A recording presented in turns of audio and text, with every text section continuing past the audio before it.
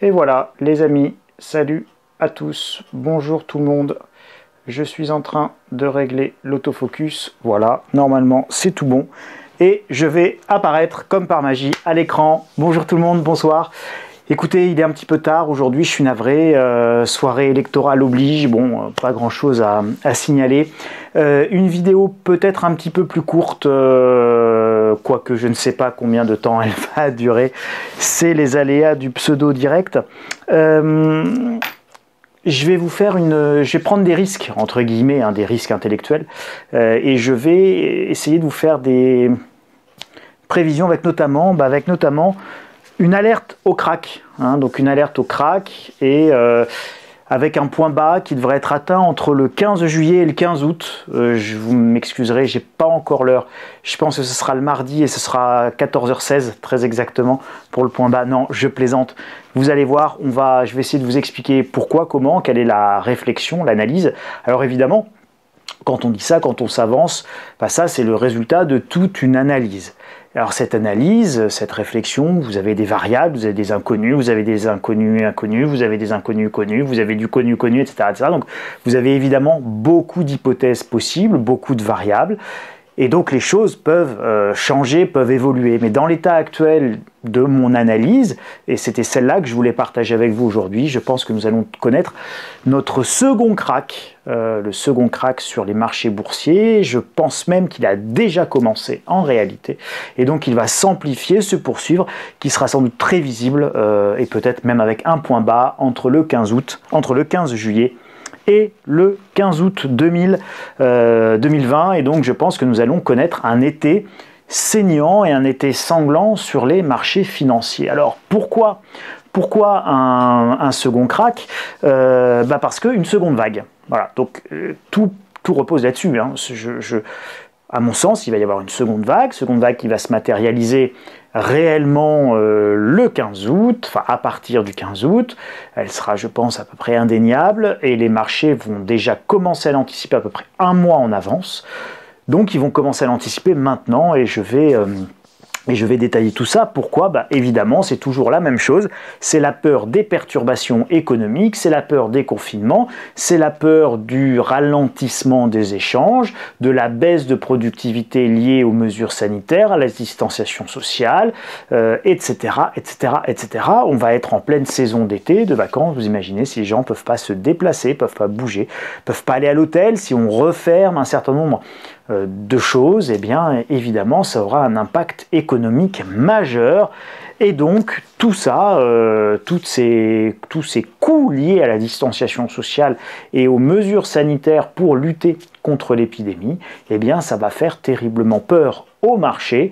Et donc s'il y a une deuxième vague de hausse du nombre de cas de coronavirus, vous aurez une deuxième vague de baisse évidemment correspondante sur les marchés.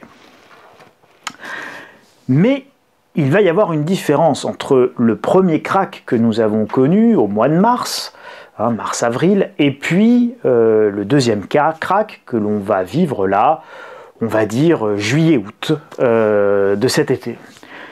Nous avons eu des plans de sauvetage. Alors ces plans de sauvetage, je suis allé chercher les pourcentages en PIB de ce que ça représente, pour vous montrer à quel point c'est considérable, et que d'ailleurs il y a des petites différences assez significatives entre les pays.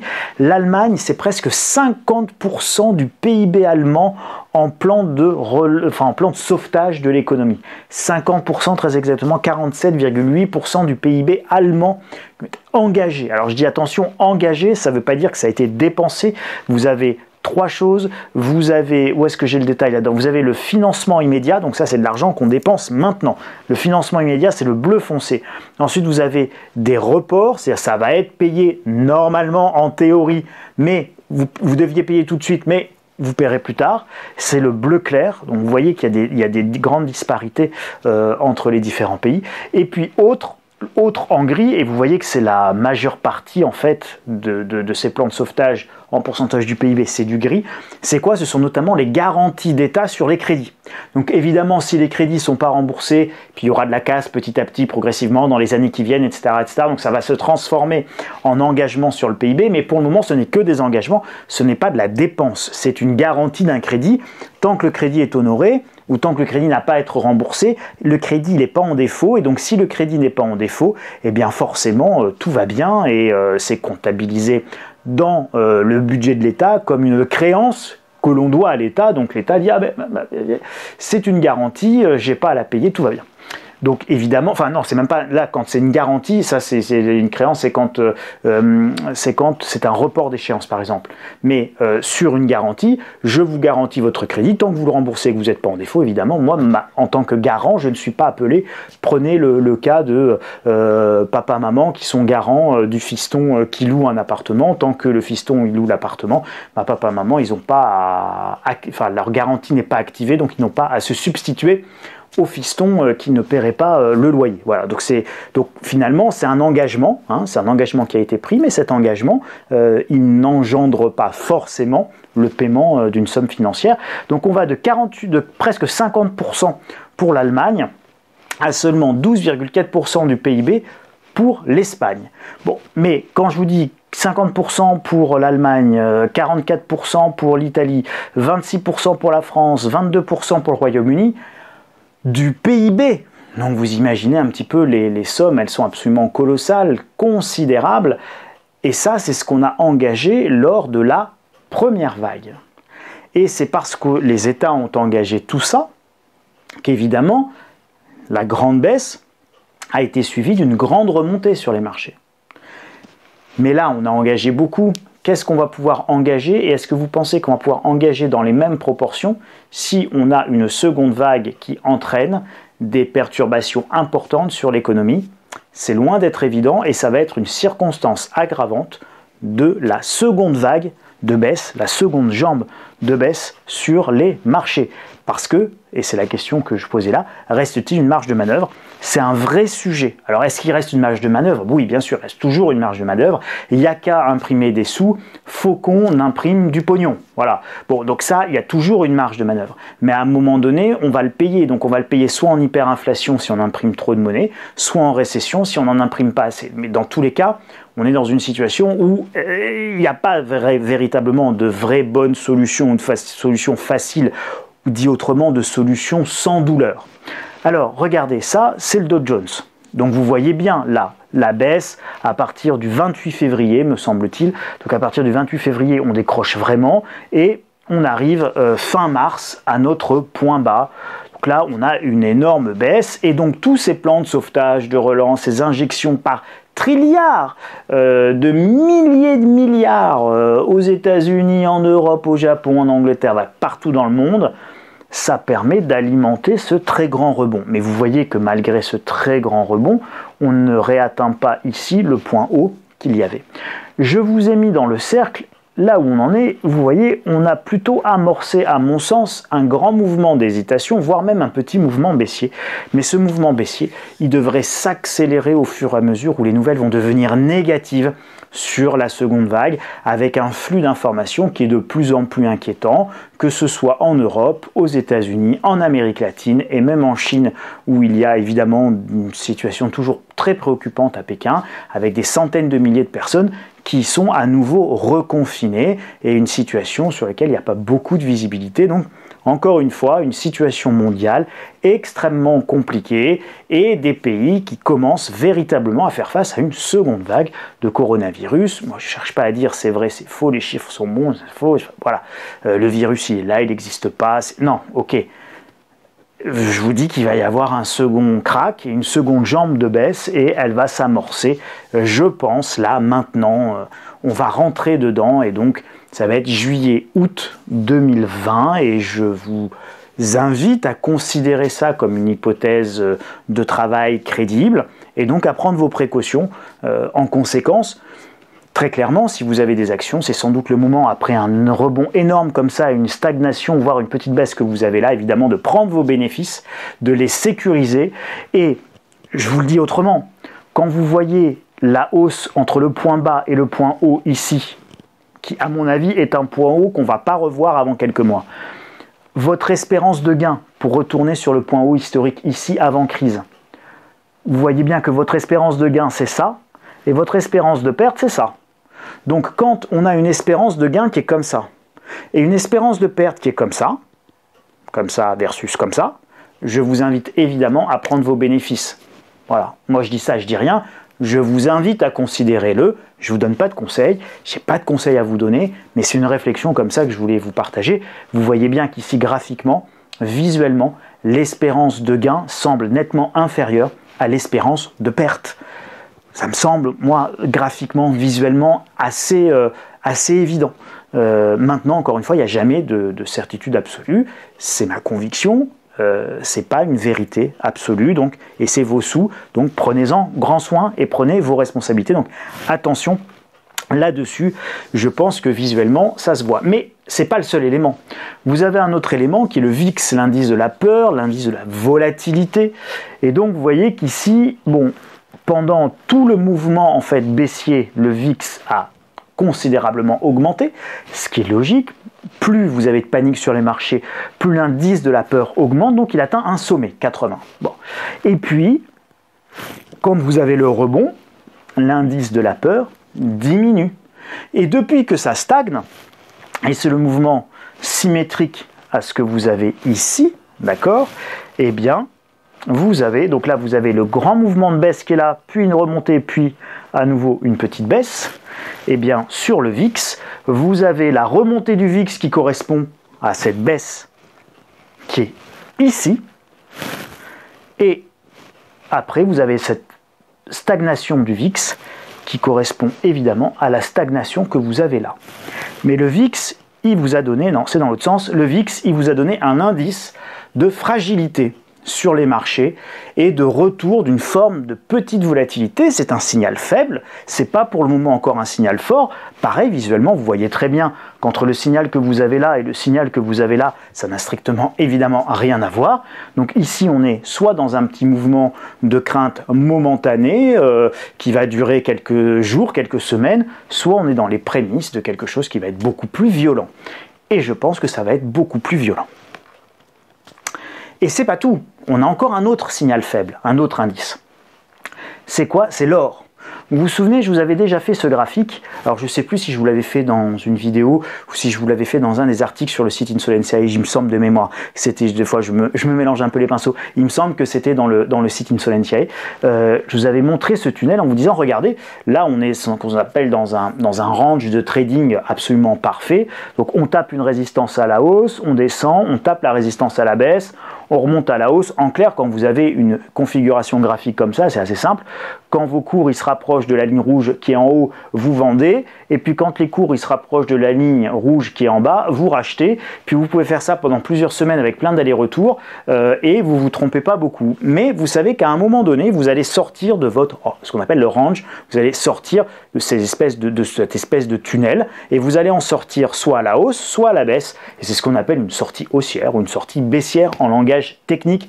Bon, pas très technique de dire je sors à la hausse ou je sors à la baisse.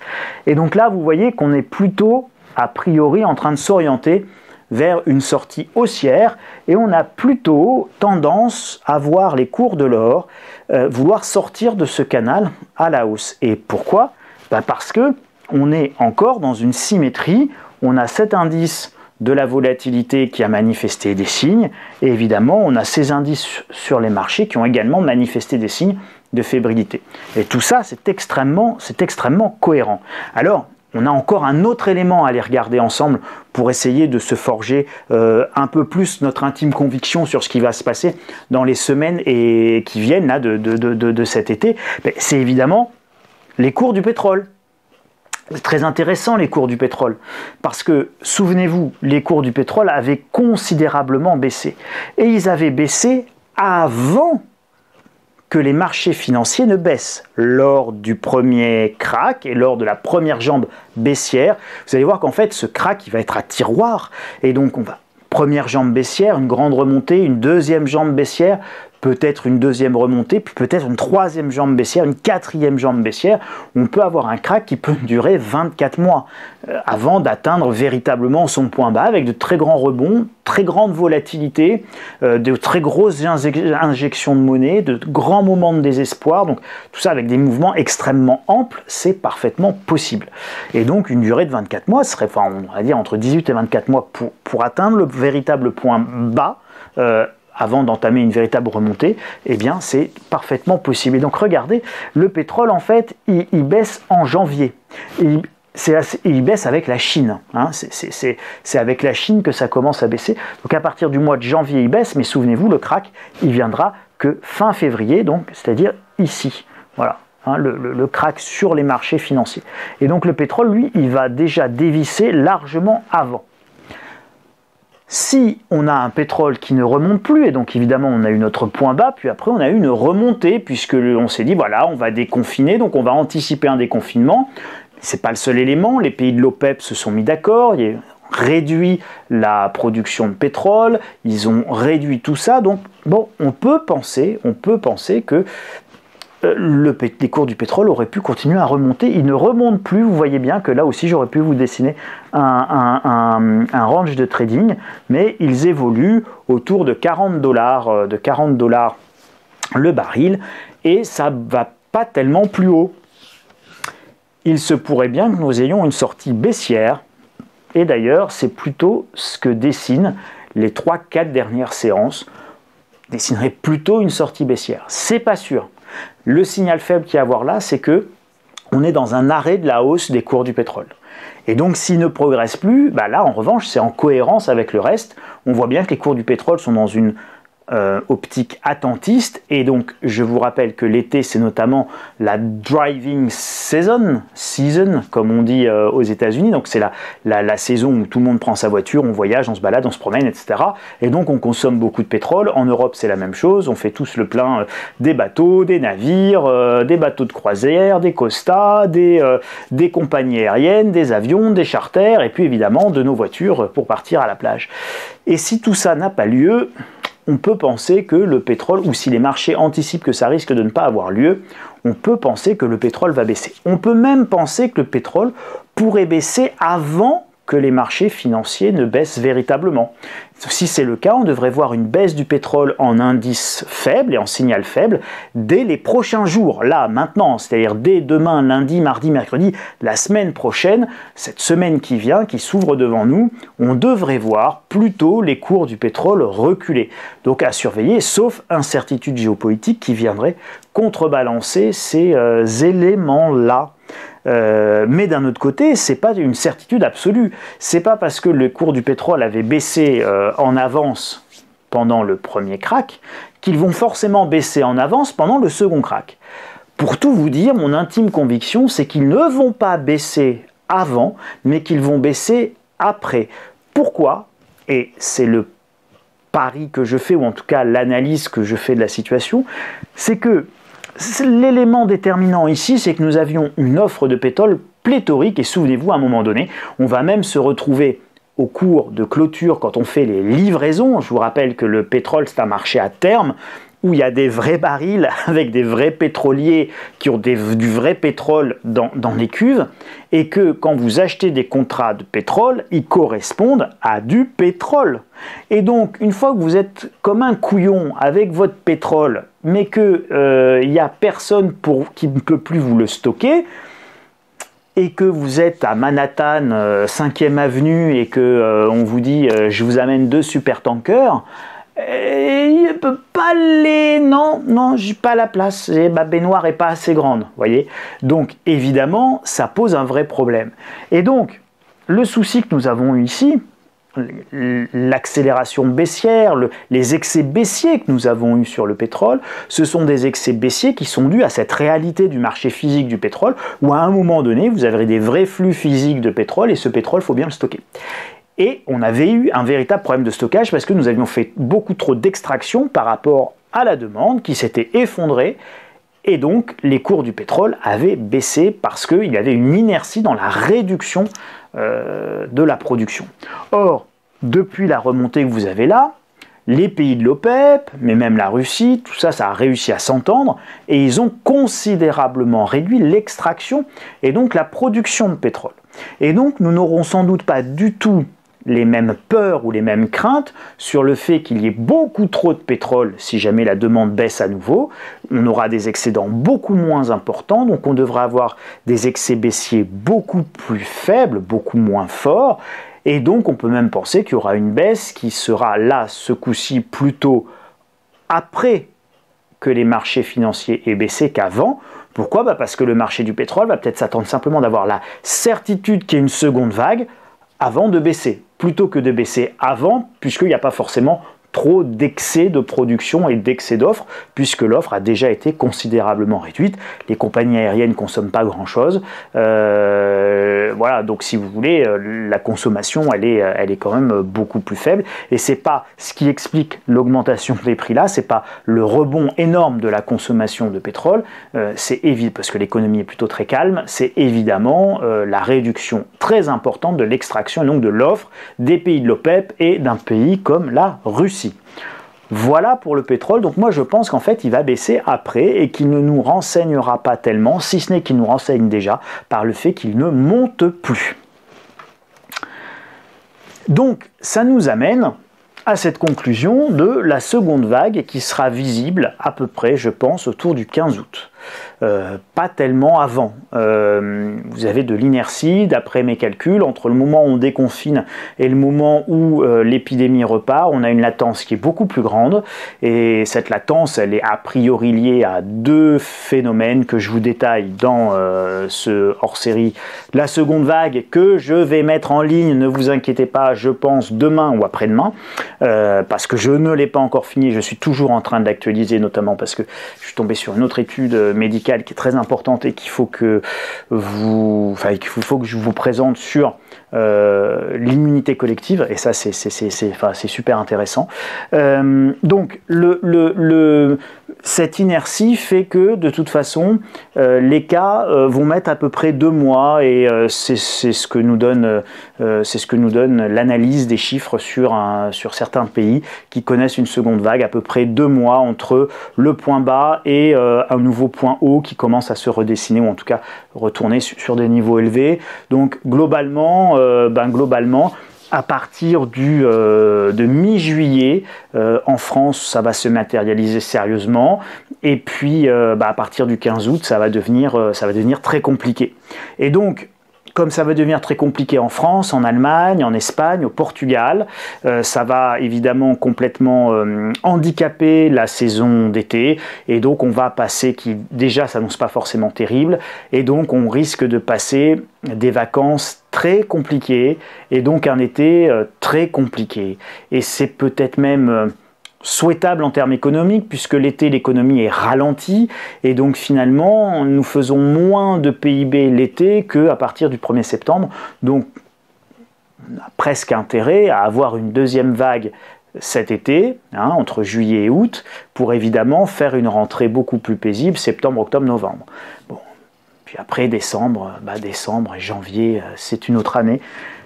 Et nous verrons bien ce à quoi nous serons mangés, mais ça devrait être à peu près la troisième vague ou le troisième pic si les choses restent à périmètre constant. Les marchés vont donc anticiper à peu près 1 mois à l'avance, et donc ils doivent commencer à chuter maintenant. Voilà, donc c'est-à-dire qu'à partir de la semaine prochaine, on devrait avoir des mouvements assez forts de baisse, de repli, et puis si c'est pas la semaine prochaine, ce sera la semaine suivante. Et si c'est pas le cas, c'est que je me suis trompé dans mon analyse. Et c'est pas grave, on étudiera pourquoi on s'est trompé, qu'est-ce qui a fait que ça a changé. C'est le fait qu'il n'y a pas de seconde vague, et s'il n'y a pas de seconde vague, écoutez, ma foi, on sera bien content de s'être trompé, et ce sera une excellente nouvelle, parce que ça veut dire une meilleure économie pour tout le monde, c'est une bonne nouvelle, ça veut dire moins de malades, c'est une bonne nouvelle, et ça veut dire moins de décès, c'est une excellente nouvelle. Donc de toute façon, si je me trompe, j'en serais très heureux, voilà. Mais voilà, c'est une analyse que je voulais vous présenter, partager avec vous, en me mouillant un petit peu aussi sur un timing, et vous savez tous que c'est extrêmement délicat de se mouiller sur un timing, parce que ça fait un peu, je regarde dans ma boule de cristal, sauf que là, c'est pas dans la boule de cristal, c'est une analyse, elle repose sur des faits, sur des éléments, sur ceux qui liront le dossier la seconde vague, eh bien, vous verrez bien que y a des dizaines de pages de graphiques, d'analyses, de chiffres, etc. qui permettent d'étayer cette hypothèse et le fait de dire, voilà, le mois de juillet et d'août risque de mal se passer sur les marchés. Si vous êtes investi en bourse, sortez, prenez vos bénéfices, respirez tranquillement.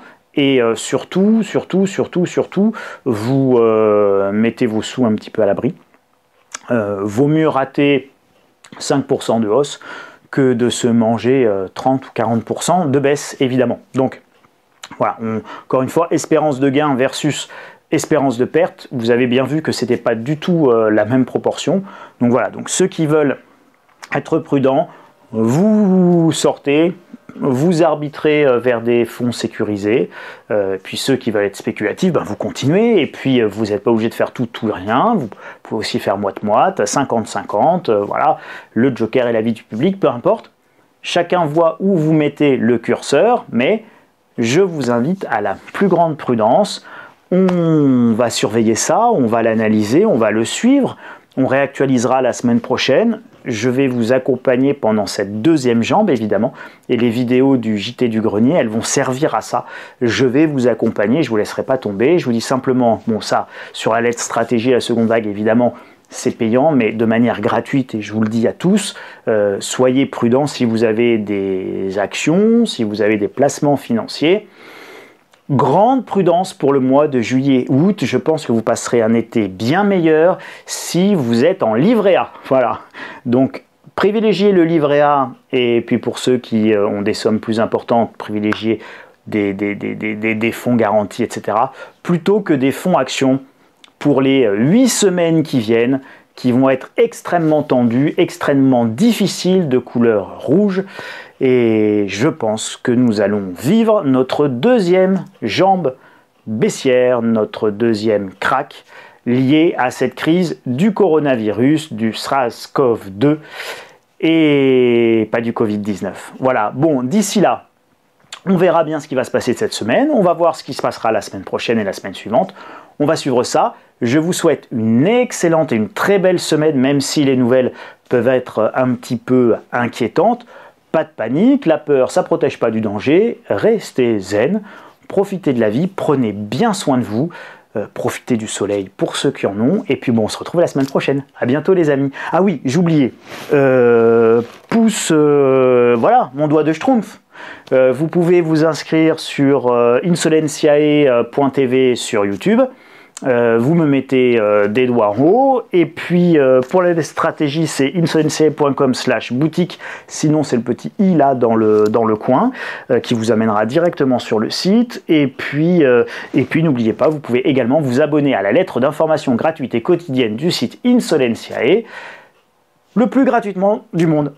À bientôt les amis, prenez bien soin de vous, soyez prudents, à bientôt.